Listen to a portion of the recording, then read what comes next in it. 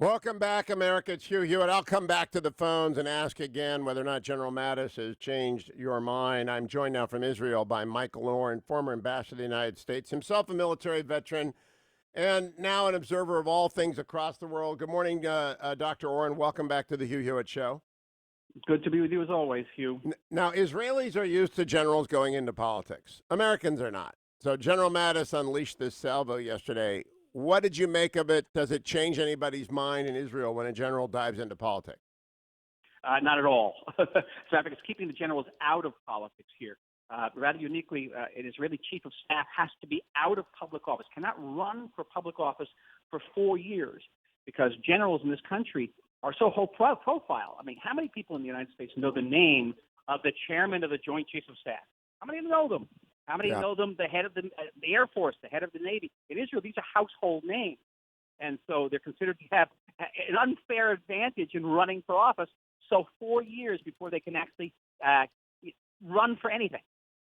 So what did you make of do generals figure out politics rather quickly when they come out of the ordered structure of the military, or do they have trouble adjusting to the fray?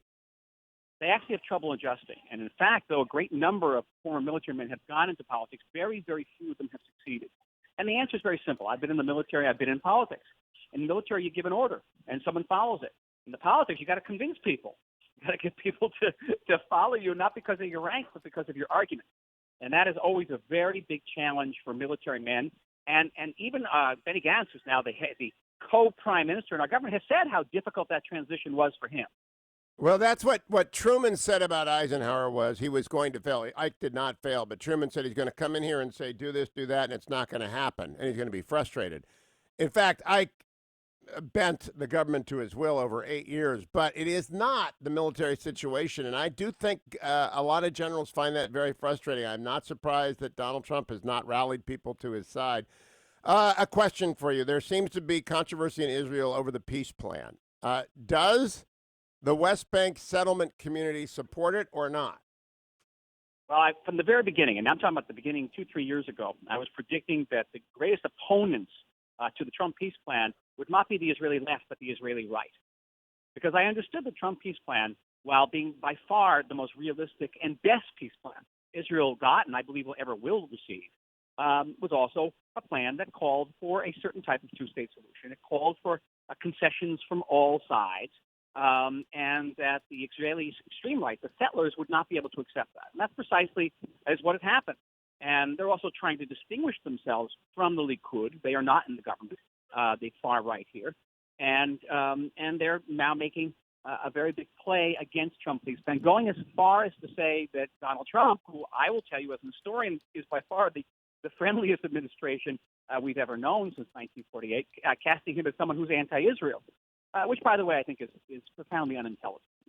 Well, does that change and does it matter? I saw the prime minister meeting with them and trying to persuade them. Does it matter as to the timing or whether or not the peace plan results in annexation unilaterally or otherwise by Israel?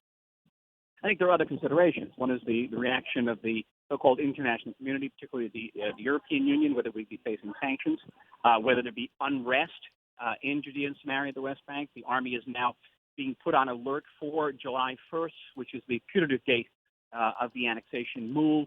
There are other considerations, but I think also in the White House, the messages coming out of Washington have at times been equivocal, and I can understand it. I think that Jared Kushner's team is very concerned lest a premature annexation chase away other partners to this peace process, particularly the Saudis and the Emiratis. Well, is that going to happen if Israel moves forward on July 1? Would they act? Again, that's sort of like moving the embassy. Everyone worried about it, and nothing happened. It's also that if there's no move on annexation, then how do you prove that the whole Troy peace plan is serious? The fundamental sort of doctrine of President Trump is that, and this is in contrast to every other president going back probably to 1948, and that is if you leave the table, you pay a price. If in the past, if you left the table, particularly the Palestinians, they gained. Now they leave the table, they trade the price. Well, the Palestinians have left the table over and over again, certainly during this peace process period, and so they have to pay a price. And the price should be Israeli annexation. And if you don't prove it, then maybe there's a danger you're going to lose the entire credibility of the whole process. And I understand very much that need to respond to that. It would be hopeful if other parties like the Saudis and the Emiratis would get behind the need to show the Palestinians that there is a price to be paid. So July 1, last question this week, Dr. Oren. On July 1, should we expect something to happen? I don't think it's July 1st. They've already, in this government, they've already sort of indicated that July 1st, probably nothing will happen. But I would be very surprised if nothing happens before the Jewish holidays, which are in mid-September.